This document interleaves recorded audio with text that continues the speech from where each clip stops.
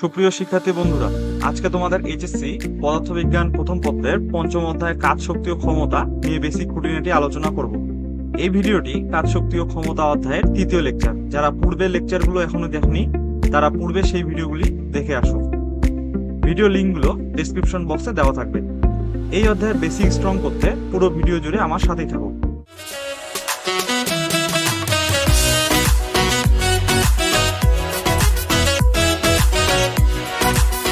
Welcome to our online education platform উদ্ভাবন। প্রিয় শিক্ষার্থী বন্ধুরা, উদ্ভাবনে তোমাদের স্বাগতম। আশা করি তোমরা সবাই ভালো আছো। চলো দেরি না করে শুরু করা যাক। আজকের এই লেকচারে আমরা শক্তি সম্পর্কিত পড়াশোনা করব। কাজ করার সামর্থ্যকে কি বলে? শক্তি বলে। শক্তির একক হলো জুল এবং মাত্রা হলো ml² T−2। শক্তি হলো একটি স্কেলার রাশি, কাজের মতোই। শক্তির বিভিন্ন রূপ রয়েছে। আজকে আমরা 9টি রূপ সম্পর্কে জানব। প্রথমটি হলো যান্ত্রিক শক্তি, দ্বিতীয়টি হলো তাপ শক্তি, তৃতীয়টি হলো আলোক শক্তি, চতুর্থ হলো শব্দ শক্তি, পঞ্চম হলো চৌম্বক শক্তি, ষষ্ঠ হলো তড়িৎ শক্তি, সপ্তম হচ্ছে রাসায়নিক শক্তি, অষ্টম হচ্ছে পারমাণবিক শক্তি এবং নবম হচ্ছে সৌরশক্তি। এই 9টি শক্তি সম্পর্কে আমাদের এই বইয়ে আলোচনা রয়েছে। এছাড়াও আরো অনেক শক্তি রয়েছে। এবার আমরা শক্তির রূপান্তর সম্পর্কে জানব। পানি যখন উচ্চ স্থান থেকে নিম্ন স্থানে কি হয়? প্রবাহিত হয়, তখন উচ্চ স্থানে থাকার সময় তার মধ্যে এক ধরনের শক্তি অন্তর্নিহিত থাকে। সেই শক্তির নাম হচ্ছে আমাদের স্থিতিশক্তি বা বিভব শক্তি। এখন নিম্ন স্থানে যখন পানি প্রবাহিত হওয়া শুরু করে তখন তার মধ্যে থাকা স্থিতিশক্তি গতিশক্তিতে রূপান্তরিত হয়। এই গতিশক্তির সাহায্যে আমরা টারবাইন ঘুরিয়ে আমরা বিদ্যুৎ শক্তি উৎপাদন করে থাকি। অর্থাৎ এখানে যান্ত্রিক শক্তি আমাদের বিদ্যুৎ শক্তিতে রূপান্তরিত হচ্ছে। 2 নাম্বার, বিদ্যুৎ শক্তি যখন বৈদ্যুতিক বাতির মধ্য দিয়ে প্রবাহিত হয় তখন আমরা আলো পাই। এক্ষেত্রে আমাদের বিদ্যুৎ শক্তি আলোক শক্তিতে রূপান্তরিত হচ্ছে। 3 নাম্বার, বৈদ্যুতিক ইস্ত্রিতে তড়িৎ বা বিদ্যুৎ যদি আমরা চালনা করি তাহলে সেখান থেকে আমরা কি পাবো? তাপ পাবো। এই তাপের সাহায্যে আমরা কাপড় চোপড় কি করে থাকি? ইস্ত্রি করে থাকি। এখানে বিদ্যুৎ শক্তি প্রথমে তাপ শক্তিতে এবং পরবর্তীতে তাপ শক্তি আমাদের কি যান্ত্রিক শক্তিতে রূপান্তরিত হচ্ছে। বৈদ্যুতিক পাখার মধ্য দিয়ে যখন বিদ্যুৎ প্রবাহিত হয় তখন আমাদের কি হয়? পাখাটি ঘুরে। এখানে আমাদের কি হচ্ছে? বিদ্যুৎ শক্তি যান্ত্রিক শক্তিতে রূপান্তরিত হচ্ছে। চতুর্থ, একটি কাঁচা লোহার উপর যদি অন্তরিত তামার তার জড়িয়ে বিদ্যুৎ চালনা করা হয় তাহলে লোহার পাতটি একটি চুম্বকের ন্যায় আচরণ করবে, অর্থাৎ লোহার পাতটি আমাদের চুম্বকে পরিণত হবে। এক্ষেত্রে বিদ্যুৎ শক্তি আমাদের চৌম্বক শক্তিতে কি হচ্ছে? রূপান্তরিত হচ্ছে। 5 নাম্বার, ক্যালসিয়াম, পটাশিয়াম, রুবিডিয়াম প্রভৃতি ধাতুর উপর যখন আলো পড়ে তখন সেখান থেকে কি হয়? ইলেকট্রন নির্গত হয়। এটাকে আমাদের ফটো ইলেকট্রিক ইফেক্ট বা ফটো ইলেকট্রিক কোষের নীতির উপর ভিত্তি করে এই জিনিসটি হয়ে থাকে। এখানে আমাদের কি করা হয়? একটি কোষের উপর আলো ফেলে বিদ্যুৎ প্রবাহ তৈরি করা হয়। এক্ষেত্রে আলোক শক্তি আমাদের বিদ্যুৎ শক্তিতে কি হচ্ছে? রূপান্তরিত হয়ে যাচ্ছে। 6 নাম্বারটি আমাদের শীতের সময় খুবই জনপ্রিয়ভাবে আমাদের মধ্যে প্রচলিত। সেটি হলো ঠান্ডা লাগলে আমরা কি করি? দুটি হাতের তালু পরস্পরের উপর ঘষি, ফলে আমাদের কি হয়? সেখানে তাপ উৎপন্ন হয়। এখানে আমাদের কি হচ্ছে? যান্ত্রিক শক্তি তাপ শক্তিতে রূপান্তরিত হচ্ছে। আবার ফটোগ্রাফিক ফিল্মের উপর আলোকে ফেলে রাসায়নিক ক্রিয়ার মাধ্যমে কি করা হয়? আলোকচিত্র তৈরি করা হয়। এখানে আলোক শক্তিকে রাসায়নিক শক্তিতে রূপান্তরিত করা হচ্ছে। আবার ওষুধ কলকারখানায় শ্রবণোত্তর বা শব্দোত্তর তরঙ্গের মাধ্যমে জীবাণু কি করা হয়? ধ্বংস করা হয়। আবার কর্পূরকে পানিতে দ্রবণীয় করতে আমাদের কি করা হয়? শব্দোত্তর তরঙ্গের ব্যবহার করা হয়। আমরা কেউ জানি আবার কেউ জানি না যে কর্পূর হচ্ছে আমাদের উদ্বায়ী পদার্থ, অর্থাৎ কর্পূর কঠিন থেকে সরাসরি বাষ্পে রূপান্তরিত হয়। এজন্য কর্পূরকে কি বলা হয়? আমাদের উদ্বায়ী পদার্থ বলা হয়, যাকে তরলের মধ্যে দ্রবণীয় করা যায় না। এজন্য পানিতে কর্পূরকে মিশ্রিত করতে আমাদের শব্দোত্তর তরঙ্গের ব্যবহার করা হয়। এছাড়া শব্দোত্তর তরঙ্গ দ্বারা বস্ত্রাদির ময়লা পরিষ্কার করা হয়। এখানে শব্দ শক্তি আমাদের কি হচ্ছে? যান্ত্রিক শক্তিতে রূপান্তরিত হচ্ছে। 9 নাম্বার, আমরা জানি বৈদ্যুতিক ঘন্টা বিদ্যুতের সাহায্যে চলে, আবার টেলিফোনও আমাদের কি বিদ্যুতের সাহায্যে চলে। দুই ক্ষেত্রেই আমরা কি পাই? শব্দ শুনতে পাই। তাহলে এখানে কি হচ্ছে? আমাদের বিদ্যুৎ শক্তি শব্দ শক্তিতে রূপান্তরিত হচ্ছে। কয়লা পোড়ালে আমরা কি পাই? তাপ পাই। এখানে কি হচ্ছে? এক ধরনের রাসায়নিক বিক্রিয়া ঘটতেছে, ফলে রাসায়নিক শক্তি আমাদের কি হচ্ছে? তাপ শক্তিতে রূপান্তরিত হচ্ছে। আবার বিদ্যুৎ কোষে রাসায়নিক দ্রব্যের বিক্রিয়ার ফলে কি হয়, বিদ্যুৎ উৎপন্ন হয়। যেমন আমাদের বাসা বাড়িতে আমরা আইপিএস ব্যবহার করে থাকি, আইপিএস এর ব্যাটারি বা আমাদের নিত্য প্রয়োজনীয় সঙ্গী আমাদের মোবাইল ফোন, ট্যাবলেট, পিসি, এগুলোতে আমাদের যে ব্যাটারিগুলো ব্যবহার করা হয় এগুলোর মধ্যে কি থাকে, বিভিন্ন ধরনের রাসায়নিক দ্রব্য থাকে। তাদের মধ্যে বিক্রিয়ার ফলে তারা কি করে, বিদ্যুৎ উৎপাদন করে।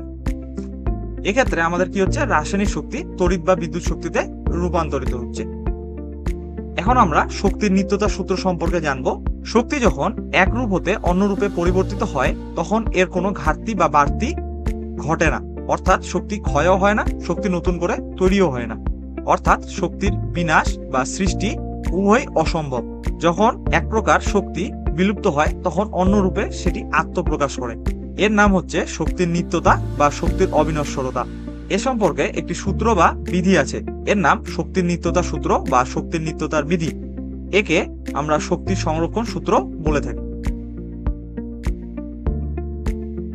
এবার আমরা যান্ত্রিক শক্তি সম্পর্কে জানব।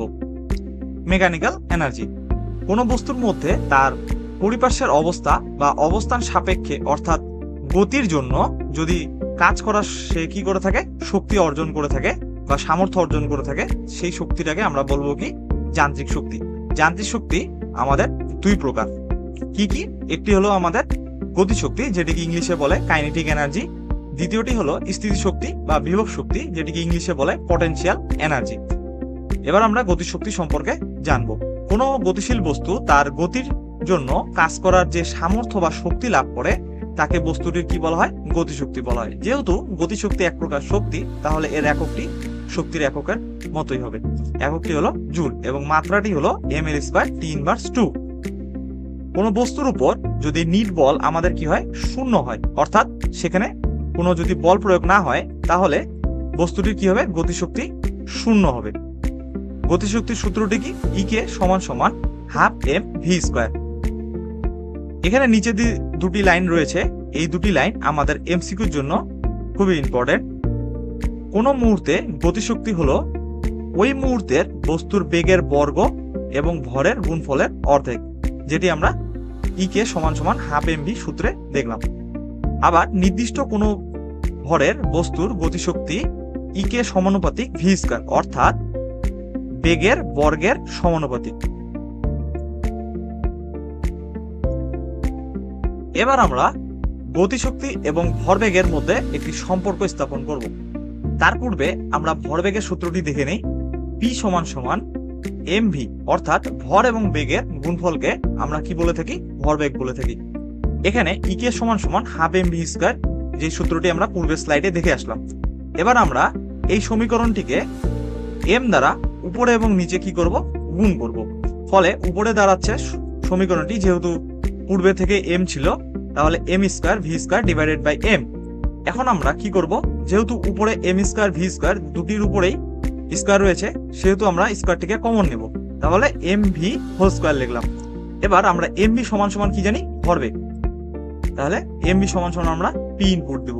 ফলে সূত্রটি দাঁড়াচ্ছে ইকে p²/2m। এই সূত্রটি হলো আমাদের গতিশক্তি এবং ভরবেগের মধ্যে একটি সম্পর্ক স্থাপন করা সূত্র। যদি আমরা এখান থেকে আমাদের গতিশক্তির মানটি জানি তাহলে ভরবেগ বের করতে পারবো, আবার ভরবেগের মান জানা থাকলে আমরা সহজেই গতিশক্তি বের করতে পারবো। এখানে লেখা রয়েছে ইকে সমানুপাতিক p², অর্থাৎ আমাদের কোনো বস্তুর গতিশক্তি তার ভরবেগের বর্গের সমানুপাতিক। এই লাইনটি এমসিকিউর জন্য। এবং আমাদের লেখচিত্রটি দেখতে এরকম দেখাবে। এটি কিন্তু আমাদের সরলরেখা নয়, এটি আমাদেরকে ভালো মতো মাথায় রাখতে হবে।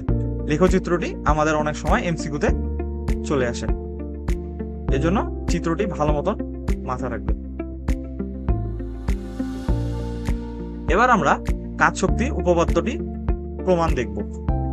আমরা লেকচার 1-এ এই কাজ শক্তি উপপাদ্যকে কাজে লাগিয়ে আমরা কাজের সূত্রটি প্রমাণ করেছিলাম। সেখানে কাজ শক্তি উপপাদ্য সম্পর্কে আমরা হালকা কিছু ধারণা পেয়েছি। আজকে আমরা পুরো সূত্রটি কিভাবে প্রতিপাদন হয় সেটি দেখব।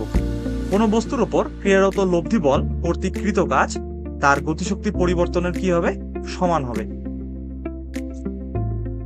গতি অধ্যায়ে গতির সমীকরণ এর মধ্যে একটি সূত্র আমরা পড়েছি, v² = v0² + 2as। এই সূত্র থেকে আমরা ত্বরণ বের করব। তাহলে a is equals to V square minus V not square divided by twice S.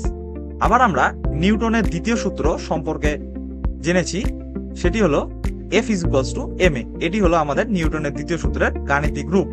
এখন আমরা এই জায়গাটাতে এর জায়গায় এই সূত্রটি কি করব, ইনপুট দেব। আবার আমরা কাজ ডাব্লিউ সমান সমান জানি এফ এস। এবার আমরা এই যে এফ এর যে মানটি প্রাপ্ত হলো আমাদের, সেটি এখানে ইনপুট দেব।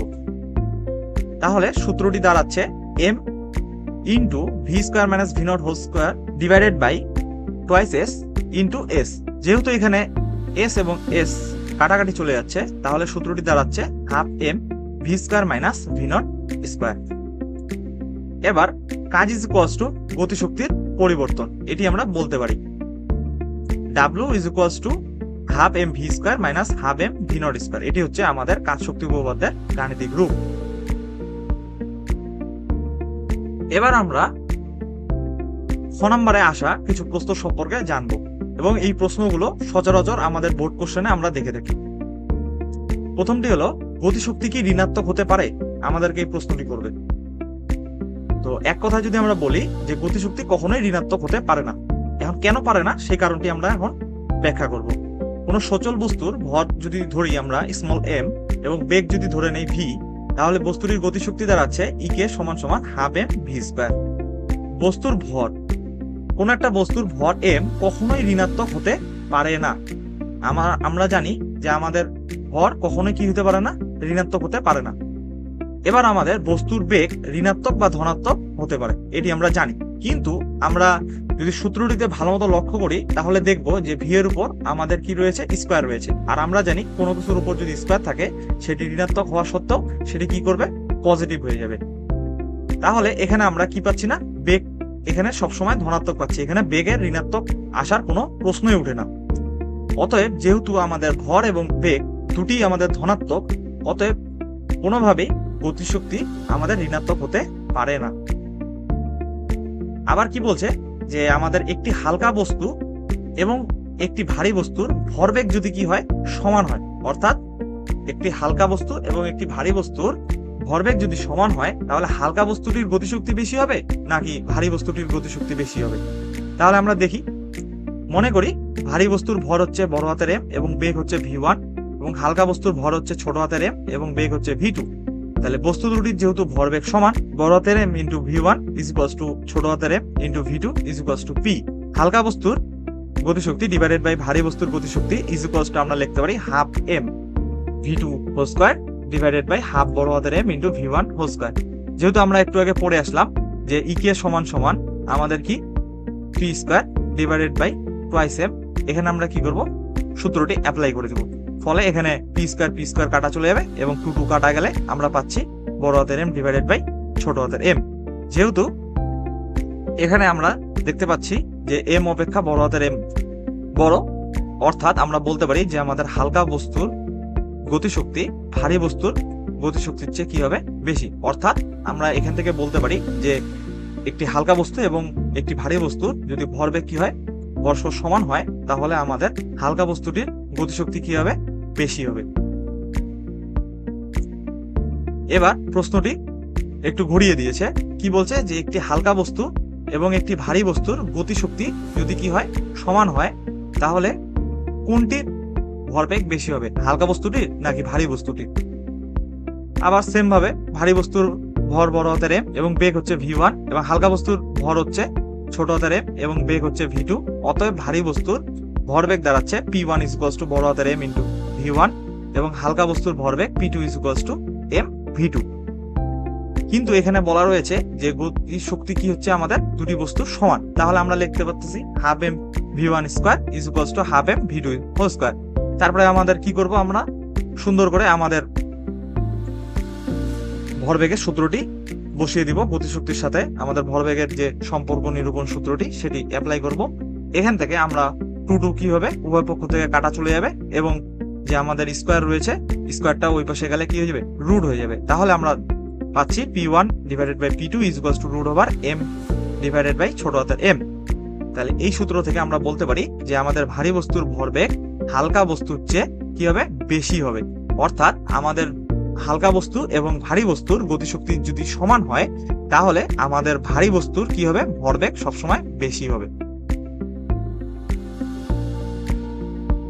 আজকের ক্লাসটি এই পর্যন্তই। আশা করি তোমরা সবাই পুরো ক্লাসটি সম্পূর্ণ বুঝেছো। দেখা হচ্ছে পরবর্তী কোনো ভিডিওতে। ততক্ষণ পর্যন্ত সবাই সুস্থ থাকো এবং ভালো থাকো। Please like, share and subscribe our YouTube channel উদ্ভাবন।